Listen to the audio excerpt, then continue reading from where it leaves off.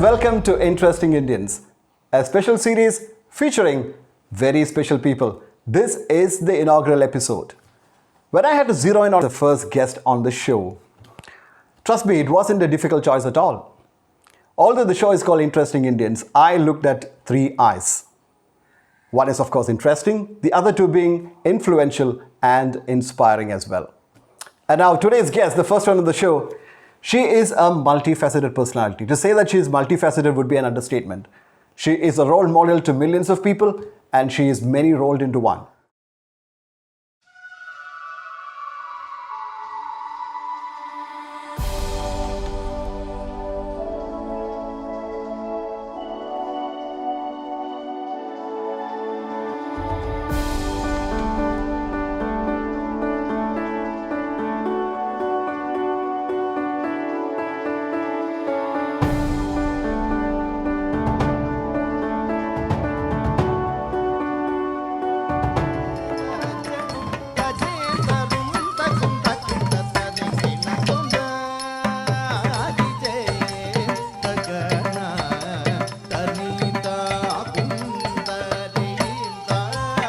It gives me great pleasure and it's a great honor to introduce Padma Bhushan Mallika Sarabhai on Interesting Indians. Mallika ji, namaste and a warm welcome to Interesting Indians. Thank you so much for agreeing to be on the show. Thank you. There's quite a few things to ask you, but let me start by asking this. These are difficult times for all of us. How are you doing? What keeps you occupied these days? I seem to be more occupied doing webinars and Zoom interviews and trying really to reimagine what the life of a performing artist and a performance institution that basically deals in human beings face to face. I don't think COVID is going to go away, and I don't think it's going to be as it was pre-COVID. So there are very many deeply fundamental questions that I'm asking myself as an artist, as a director of an institution, as somebody who has dealt in outreach amongst hundreds of thousands of people, and as a citizen of the world, as to have we learned something, or are we going to go into the same fractious, self-centered, suicidal lifestyle? So as a person, as a woman, as a person concerned about society, as an artist, there is so much to think about and fathom and see if we can be part of a world on a self-correction course. And everything that is happening around, all the new laws that are being passed, all the labor laws that are being destroyed, doesn't give me a lot of hope. So, all of that. Well, we don't have a choice but to keep the hope alive. There's always a question mark where to start, because we can go on for days, but I have to start somewhere, and I've chosen to start here. Mallika Sarabhai. If you look at Mallika, the person, Mallika, the actress, Mallika, the theatre personality, Mallika, the dancer, Mallika, the choreographer, Mallika, the writer, Mallika, the publisher, Mallika, the activist, and the next one is probably a wildcard entry, Mallika, the badminton player. But you always hated being bracketed. Instead, you have maintained that you are a communicator. Could you please elaborate, Mallika ji? You know, when I started saying that, the world was not as hyper-polarized as it is just now. Today, our identities have been reduced to just one of two, man or woman, Hindu or Muslim. And it is at times like these that I need to reiterate that I am 50 different things, and all 50 are valid, and all 50 can be part of the world shared with different people. So my vegetarianism and my passion for nutrition might be shared with a group of people who I only share that one thing with. Otherwise, they might be great followers of Bollywood, they might love doing karate, they might be mountain climbers, But the one thing that we share together that make our universes come together is this. Similarly, I have inside of me 100,000 different things that make me a shared human space person with so many people. And so, if you are here talking to me, I'm sure we can find 10 things that we have in common that we really like. Yes, there might be 50 that we don't, but that doesn't matter because there are 10 on the basis of which we can make a huge human connection. So if you say, I am a dancer, or I am a classical dancer, or I am a Bharatanatyam classical dancer, or I am a Pandanallur Bharatanatyam classical dancer, all these are correct, but they are not limiting. They are my springboards for other things. The fact that, for instance, I keep up with the latest in brain research, very few people know this about me, but I am fascinated about the matrix that mixes psychology, psychoanalysis, and neurosurgery. And I do a lot of reading on this, which probably means that if I go to my neurosurgeon, I will be talking to him about the latest research NASA is doing on meditation. So that's why I'm saying don't limit me to being one or the other. And when people say to me, what is your favorite? Why do I have to have one favorite? It's different. Every morning is different. Every day is different. Embrace that. We need to embrace that diversity, that vividhata within us, because that is the celebration of life, not shutting it down like this. Absolutely. You don't have to limit yourself. There is a message in it for the kids. And more importantly, there is a message in it for the parents who try and limit or restrict their kids from pursuing their interests. Now, I'll have to start with Mallika, the dancer. I remember watching an interview of yours 17 years ago. And in that interview, you had mentioned that you are a very reluctant starter as far as dance is concerned. And later, you said that it is your battery charger. What do you mean by that? I was a lazy child. I preferred to curl up with a book. I saw the very hard work that Amma did behind all the glamour. People see the glamour. I saw the terrible hard work. And I thought, that unless I love every minute of the practice, I'm going to be a kamchor dancer. Because all I will want is the joy of being on stage, but not the 100 million hours that go behind it to make you prepared for the stage. So it was not till much later, and I learned because all my friends were learning, I learned because I was constantly being told that I was talented, I learned because my school wanted me to compete for them, my college wanted me to compete for them. But I was very clear, I wanted to act, I went into films, that was physically more my stuff, though I ended up riding horses in all my Gujarati films and doing all my fight sequences by myself. But I obviously needed to try a lot of things before I came down to the core. And I have to say that my mother was strong enough in her own fulfillment to let me meander and find myself rather than to put me into some square peg, round peg kind of square hole, round peg kind of situation. And I think, when I hear children today saying, oh, ek saal hamara bigad gaya from what? This is life. This is not about being on a race to finish your BA or BCom or engineering and then get into another chakkar of then I have to work, we've forgotten what life is. We think life is about being a consumer, or life is about being a product, or life is about being a worker in a larger machinery. No. This is a perfect time for us to reassess what living is really about. Not earning and not buying, but living, actual living. What does it matter as human beings? And I think I'm very grateful that my parents had the confidence in me to say that I will find my right path when I am supposed to find it.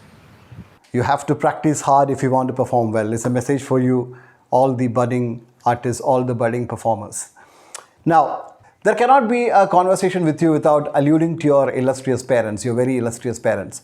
They were poles apart in terms of what they chose to do in life. One a very, very famous scientist and the other one a very famous artist. Can we call you an amalgamation of both in the sense, what are the values you picked up from your parents? I think to say that my parents were poles apart is a very superficial reading of the situation. Think of them, both of them brought up in families which were deeply committed to the independence of India. Both my grandmothers were involved in Gandhiji. Both went in and out of jail.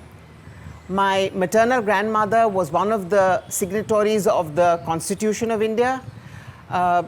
Both families were deeply committed to the idea of India.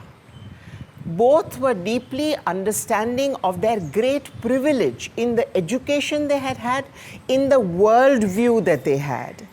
And they believed that we needed to use that privilege to quickly transform India into a place of responsibility and dignity for all the millions of people who hadn't had it. And they were committed to starting educational institutions, starting women's empowerment groups, or whatever it required. My father chose science and technology and management. My mother chose the arts and writing and communication. What were they talking about? They were talking of bettering India. They were talking of deepening India. They were talking of giving that last person the dignity and the strength to say, I am here and I am an Indian and I have every opportunity open to me. I think that is the legacy. Kartikeya, my brother, and I both, he through the environment, I through whatever I do, continue to strive to do exactly that. Our political views might be different, our way of doing it might be different, but the one thing is the same, which is our deep commitment to what we believe India must become, what we believe every last Indian must have. And I think on a daily basis, this is what we strive for, and this is my parents' greatest legacy. Now let's talk about Darpana. I've heard that Darpana was actually the brainchild of your father, and your mother was quite reluctant a teacher. She was not very keen on teaching. So it was your father who suggested the start of something like Darpana, and the reason being, and I found that interesting too, that your mother's team comprised of South Indians, primarily, and he wanted probably Gujaratis to come in. And that's the reason why you started Darpana, or your mother started Darpana. Now, what can we expect from Darpana in the future? What are your future plans? Well, I can tell you what Darpana was till COVID started, and then I will tell you what we hope it will be afterwards. You know, we say BC and AD, and I think it's now before COVID and after the disaster. Over the years, Darpana has become a many-headed thing. So it has a wing that creates new performances, brings together artists and committed individuals from across the world and across genres, including scientists and researchers and anthropologists, to try to see how the arts, whether live or whether through video or television or digital medium, how the arts can be used to better human beings, to better the life of human beings, how we can use the arts to make a more just and a more equitable society. So that's one, and that brings all the artists together. It means we have a crucible, we have the place where they can work, we have the artists where they can work, we have a venue which presents the best of the world to Ahmedabad, we have a venue where young people can come and experiment without having to worry about how much it's going to cost. So all of that. And the complete belief that India's uniqueness lies in our culture, whether it is language or whether it is the ikat that I'm wearing, or whether it is giving back to people in tribal areas the dignity which to a large extent our films have taken away from them by mimicking and making a mimicry of what tribal culture is.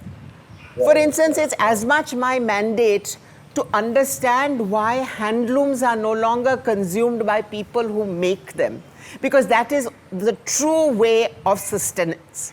So I work with craftspeople. Darpana works with craftspeople. We work with dyers in understanding, because all these are related fields. On a completely different but related field is the fact that we teach. We teach dance, we teach theatre, we teach coloring. But you know, I want to use this interview to talk about something that is of great importance to me and that has been very much debated recently. Do I teach dance because I want to produce thousands of dancers? The answer is no. I teach dance because I feel the training of 7 or 8 years ago, the concentration, the physical concentration, the physical stamina, the dhagash we call it, the impetus of having to go through a lot of physical pain to get to a certain standard. All of these are what makes the character of a human being. I am told, how can you let a girl graduate or a boy graduate when she is not good enough? Good enough for what? Good enough to be a dancer? She doesn't want to be a dancer. I don't want her to be a dancer if she doesn't want to be a dancer. But the practice, it's like saying, do I do yoga because I want to become another BKS Iyengar? No. I do yoga because that practice gives so much to my life that it makes a transformation where it is most important. In an education system where the schooling teaches nothing except how to pass in a particular subject, and in a situation where parents don't know what to tell children because they are leading lies, a life of lies, who is it that is going to build the character? For me, the teaching of dance, the teaching of music, the riyaz, the concentration, the exactitude, this is what makes for character that will then give me the possibility of living life to its fullest. So no, I do not produce the best students, but I do produce students who have developed a self-strength that to me is more important for life and living than whether I turn out another Bharatanatyam or Kuchipudi dancer. That actually takes us to a very important point, a very interesting point at that. We talk about sports and we encourage kids to take up some sport.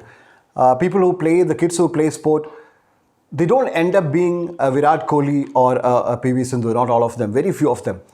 But still, we encourage our kids to take up sport because it gives them various benefits. There are a lot of values, there are a lot of virtues that they gain. But when it comes to art, although ours is a country which is very rich in art and culture, we somehow don't have a reason why a kid should learn an art form, irrespective of whether he wants to be an artist or not. In fact, very few end up being artists, but still... No, one out of every 10,000. But still, we are not clear, we are not sure as to what virtues and what values we actually get by practicing some form of an art. So what's your take on that? There is more and more scientific evidence that learning an art form gives so much more power to the brain to think of left brain things. So there was a recent review I read which said that 78% of Nobel Prize winners in science have one or another art form that they practice regularly. Now, this is not a coincidence. This is not a coincidence. Okay? So, and the greatest scientists, whether you take Homi Bhabha or you take Einstein or you take Newton, all played an instrument or sang or danced or wrote. So, which means that, what is the purpose of education? Is the purpose of education to get us a job? And is the purpose of life to keep a job? Is that what life is about? Or is life about living, being able to give something back to society, being able to flower and let that fragrance go to other people so that something nice is brought into their lives? Is it about generosity? These are the questions we need to ask. If you want to produce only an engineer, and a mediocre engineer at that, let them stop everything and only do this. But I know as somebody who has been through rigorous educational backgrounds, rigorous academics, that it is the going away that makes the coming forth so much more fruitful. That's a great message for the children. That's a great message for the parents as well. You don't have to stop your music practice or your dance practice or your yoga practice just because you're entering your 12th standard or entering some other course. Now, it's time to talk about Peter Brook's Mahabharata. I think it was in 1984. And now, it's been so many years since you were a part of that. Has Draupadi changed? The perception of Draupadi has not changed, it has regressed. The perception of all our women have regressed. The role of women in this country have regressed. The kind of underlying of Sita, who only has a kitchen and nothing else, Sita ki Baudi, women in this country have regressed in every which way, even in the 30 years since I did the Mahabharata. Then it was a struggle, today it's a much greater struggle. Today, Riya Chakravarti is hounded the way she is with the utmost misogyny. Most of our ministers are misogynists if they are not already implicated in molestation or rape cases. We have a CJI who becomes his own judge in a case against him in molestation, and nobody says a word. This is, by the way, this is what India is. Sita has gone back into Mother Earth and refuses to come out. Draupadi has gone back into the sacrificial fire and says, I shall burn down this world before I am born again. That is where we are today. So that leads us to Mallika Sarabhai, the activist. I heard that when your mother started to dance, there were a lot of people who were against it. She had very little support, but what mattered was the support from the people who mattered, which she got, and she eventually became what she became.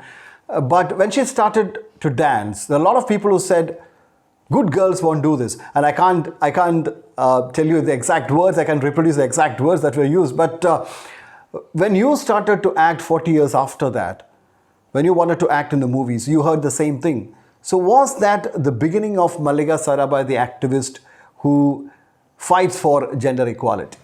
Who wants to be a good girl? I don't want to be a good girl. How boring. How boring. When my female pup learns to pee in the right face, she's a good girl.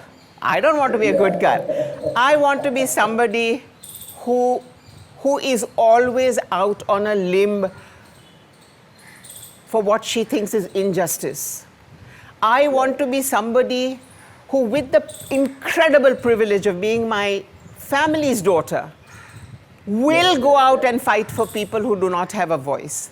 I want to be somebody who wants and hopes for a more just tomorrow where people are not judged by skin color or language or sophistication, but by the people and the light that burns in them.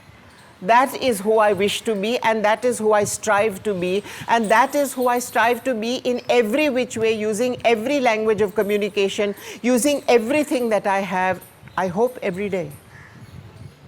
Mallika Sarabhai, the Iron Lady, the tough person that we know. But I'm sure that you also have your own share of disappointments, tough moments.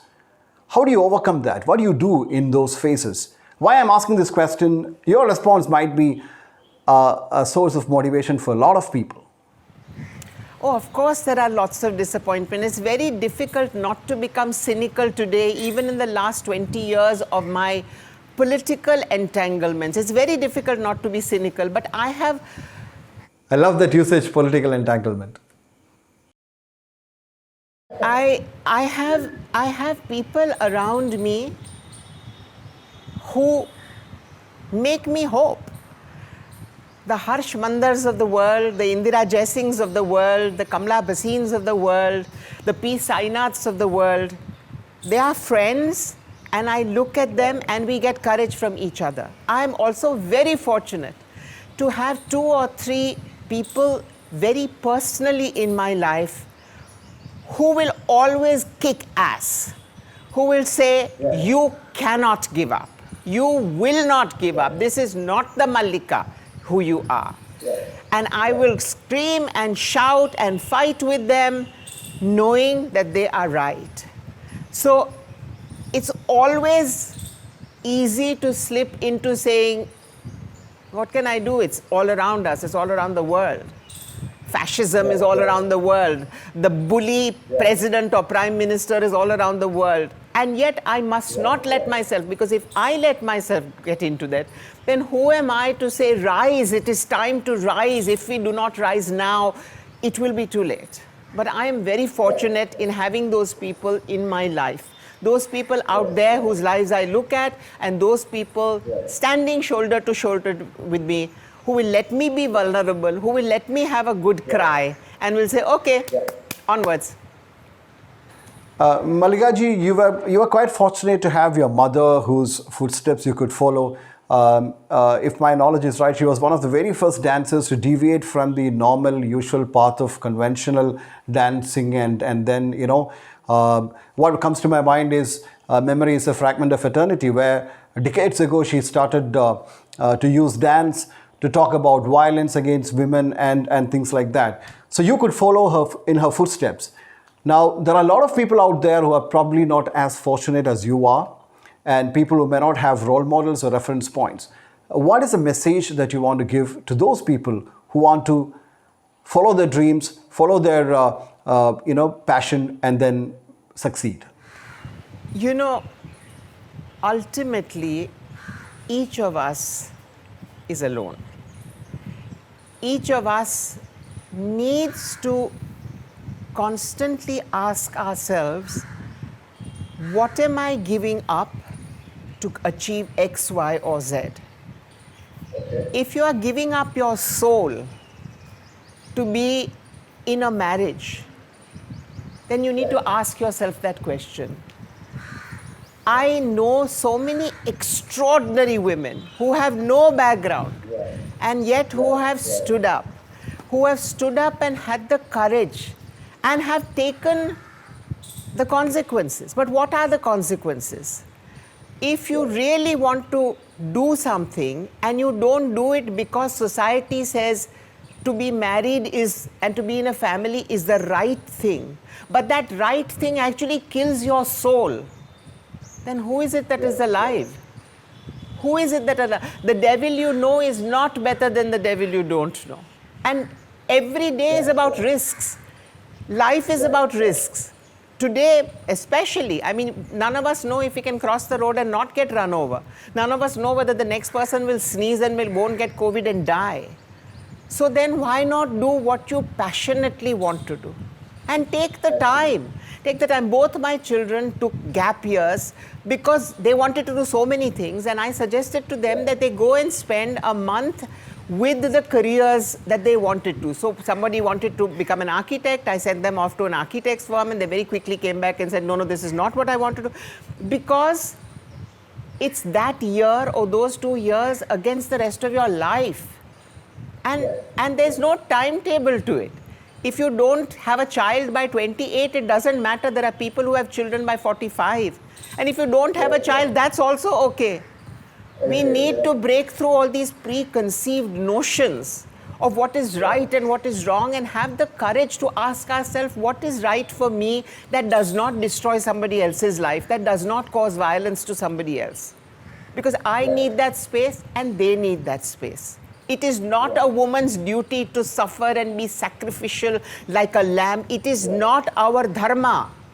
Understand this. Let me take you back to the Mahabharata. It was 36 years ago that you signed up for the project. It lasted 5 years and in multiple languages. English was fine, but I'm not too sure about your proficiency in other languages back then. It would have been a challenge. And now you didn't represent yourself, but you represented the nation itself because you were the only Indian in the team. Has India changed the way people look at India 36 years ago and now? Has it changed? Has it got better or has it worsened? Worse, alas. We have become more petty-minded. Our understanding of Sanatan Dharma has been reduced to the lowest common denominator. We think my proof of being Hindu is whether I can tolerate somebody else eating pork or beef or goat or something else. We think that each of us has become a dharma guru, when in fact in Hinduism there are no dharma gurus. My understanding of my Sanatan dharma is the only one that is valid. It is not a feudalistic mindset, but we have made it into a feudalistic mindset where only upper caste North Indian men are the purveyors of the truth. You know, there has been a culture committee. I have to tell you, there's been a culture committee formed recently.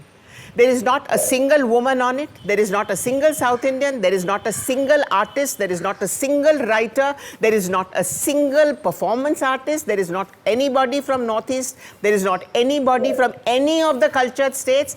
And it has become the National Culture Committee. That is what we are reduced to. We have become a frightened, insecure, trembling body of human beings in this country, and it is wrong. It is wrong. The world is not out to get us. We are a strong nation. Our roots are strong. Our culture is strong. No wind can blow us away, but we are cutting our own roots and becoming smaller and smaller and smaller as human beings. Malaji, I'll take you back to where we started. We talked about the pre-COVID and post-COVID discussion we had. Something that is of a big concern to a lot of people is the plight of the performing artists during the pandemic. Many of them coming from lower middle class and middle class backgrounds. They're struggling to make ends meet. I know a lot of people personally who would probably perform for 3 or 4 months and then stack up for the rest of the year. They find it extremely difficult to survive. And recently, you had mentioned that as artists, we need to have an R&D department over here. What exactly is the message that you have for them? There's no quick fix for this. We know that there's no quick solution. But then what's the message that you have for the artists who are struggling during this bad phase? You know, most sensible countries have put a huge amount of their GDP into reviving the arts and giving artists the 6 months they require to reinvent themselves. This country has never given significantly to the arts except the minister's favorite or the bureaucrat's favorite. And the corporations don't think of the arts except if they want to entertain somebody in their house or they have a conference and suddenly ask Mallika Sarabhai to come and perform. For the rest, they don't think it needs to be nurtured. So we will have to have support funding, and we are talking only of the frontline artists. What about all the people who go into providing the instruments, the makeup, the chutti, the costumes, the tailor sitting somewhere, the weaver weaving a Kanjivaram sari that will become my costume tomorrow? It's all the way down the line. But you know, we have just destroyed that National Handicrafts Board because we don't think it's important.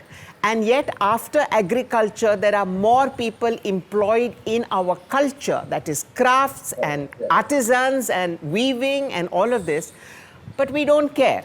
So either we are going to commit suicide culturally and become an also-ran because we have a Rafale plane or we have the second best highway in the world, or we need to rethink, and I am praying that some of the corporates have the understanding that the PM care funds may require money, but there will be nothing for the PM to care about if Indian culture is destroyed. So I'm hoping that some of them have the possibility of actually setting up a fund which can give everybody in the culture field breathing space to reinvent themselves. That's all we want. 6 months of time to reimagine ourselves up and down the line. Well, that takes us to, the same old story of corruption that we face. Recently, the UK government had released a fund or announced a fund for the artists. But here in our country, we often run into the hands of corruption. And along with that is nepotism. We talk about nepotism in movies, we talk about nepotism in politics, of course, and sometimes we talk about nepotism even in sports. But my understanding is that we do have nepotism in arts too. What's your take? There is nepotism in the Indian DNA. We still want a Mai Baap. and we still want the Maibap to protect us. So that is something that's a much more longer term project to actually change, to say, I will stand on my own feet.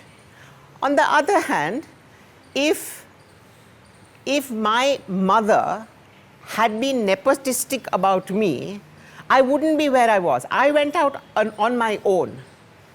I did not, I mean, in the first 5 or 6 years, whenever I would get a gold medal in logic or science or something, I was told, oh, her father must have pulled a string. And whenever I won a dance competition, I was told her mother must have pulled a string. So this lasted for 3 or 4 years. After that, what? After that, what? After that, I proved to be my own person. So yes, on one hand, the child of a maestro is likely to have the surroundings and the DNA to be slightly ahead of other people. But that is only a starting point. Then what?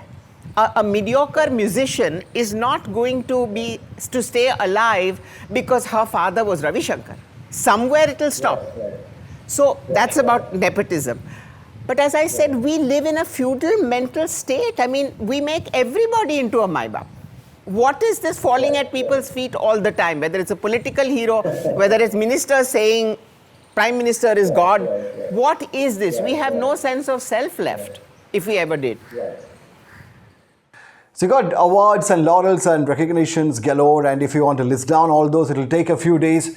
But of all the awards that you won, which includes the Padma Bhushan and the highest French civilian award, which one ranks at the top in your list and why? If I got an award, then it couldn't have been so difficult to get it, is my attitude. You're being very modest, Mallika ji. You're being extremely modest. No, honestly. Honestly, I only think mountains are worth climbing till I get to the top. If I get to the top, then there must be another mountain that is there to climb. That's always been the attitude. It's almost time for us to wind up, but before that, I want to ask you one final thing. I'm sure you must have watched the movie Three Idiots, and the character played by Madhavan, Farhan, he's a student of one of India's premier educational institutions, but he wants to become a photographer. He wants to follow his passion, follow his dream of becoming a photographer. Now, I personally meet a lot of people who say, once upon a time, I used to paint, I used to sing, I used to play the violin, but it's all gone.